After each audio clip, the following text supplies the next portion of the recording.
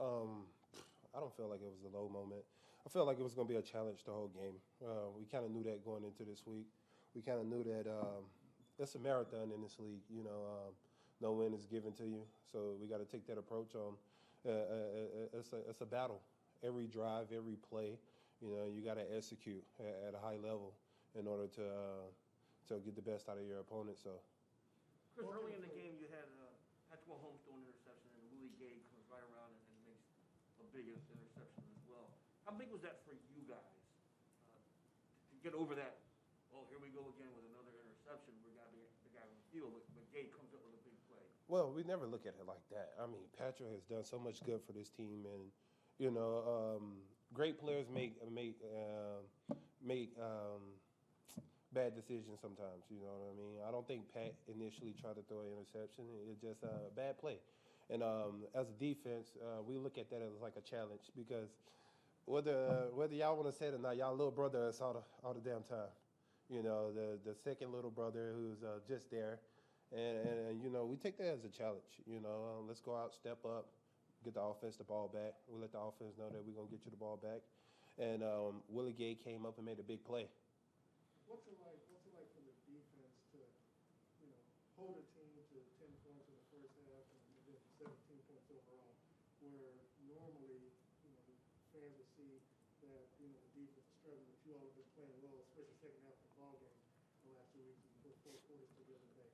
On top of that, 12 penalties, 108 yards, how do you clean it up by next Sunday? We got to stop beating ourselves. I had two penalties myself, a holding and offsides. Those are mental mistakes that I can correct. I think we kind of correct those mental mistakes on our behalf. We can kind of eliminate a lot of the big plays, the big drives that teams are able to push downfield on us. And, those are self-inflicted wounds right there. So we can fix that. Those are fixable things. Chris, we know you kind of came up. We know you kind of came up with Sack Nation, and it's been a struggle for you guys as a unit to get there. How sweet did it make it for you and Frank to end the game in the manner you did? We told Spags it was gonna happen. There's so many plays and so many schemes are ran throughout the game, and usually around the fourth quarter, 4 or 5 minutes to go, Spags send a 4-man pass rush, and we're able to dial up some stuff and unleash the guys up front. We got a lot of great guys up front that can rush the passer. Frank Clark, Jaron Reed. We got Alex Okafor and Mike Dana, who is leading this team in sacks. So we got guys that can rush the quarterback. We just, once we unleash, we're able to get there. Chris, you feel a little more comfortable going back to the inside right now, or do you still prefer being out on the edge? Well, particularly I've been on the inside on passing downs and been on the outside on base or rundowns. That's typically been a thing this whole year. It's just us getting teams to passing downs and being able to get nickel or dime on the field to where I can get inside. I think that's more so of a defensive thing. But I feel like I can be dominant inside and out.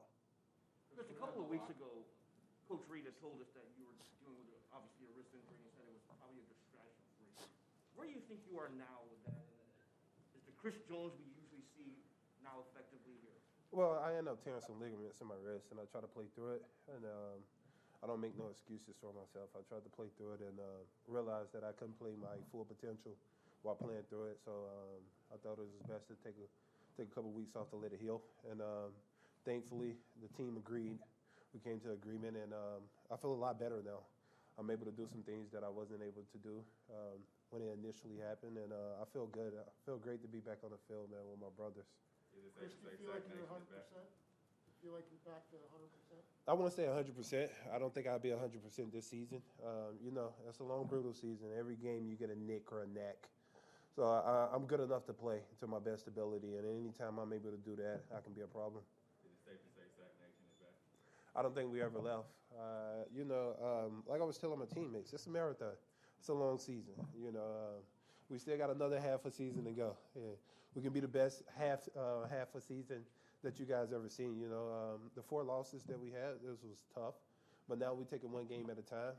Address it like that, take that approach, especially within practice and a week of preparation, and we can build off of it. So the last 3 goes in. Chris, we're not in the locker room anymore. Can you give us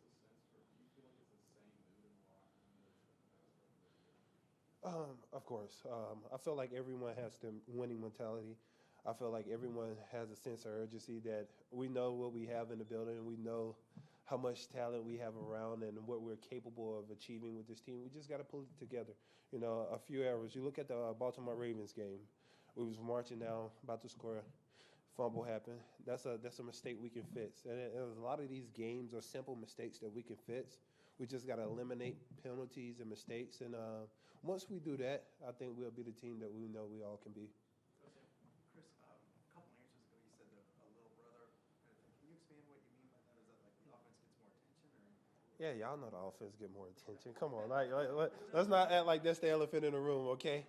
We know the offense. You know, when you have a high caliber guys like Pat Mahomes, MVP of the league, you got one of the best receivers, you know, in the league. You got one of the best tight ends in the league. Y'all guys are not going to talk about us. We don't score touchdowns, okay?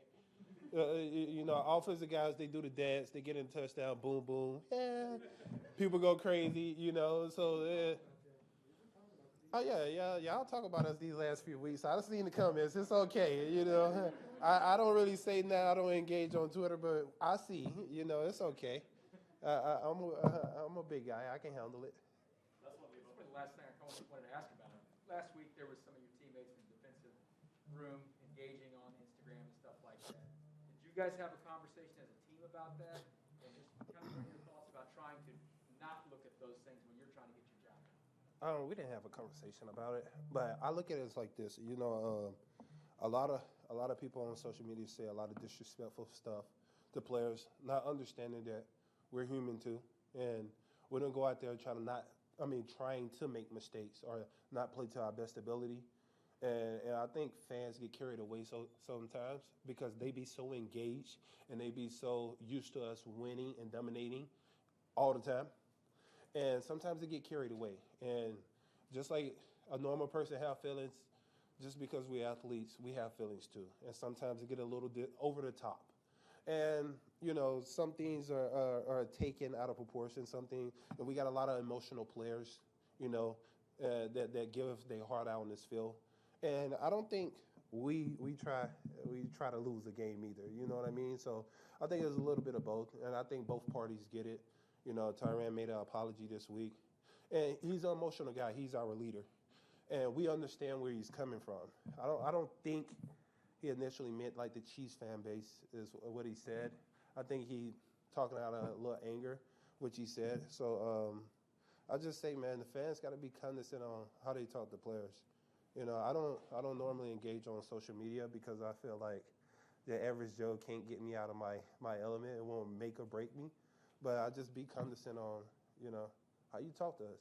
You know, we treat you guys with respect. We just ask for the same thing. It's not like we try not to go out and not give our all every week for you guys. So, and we appreciate you guys dearly. I love the KC. I love the Kingdom. I love the fans. And we're going to turn this thing around.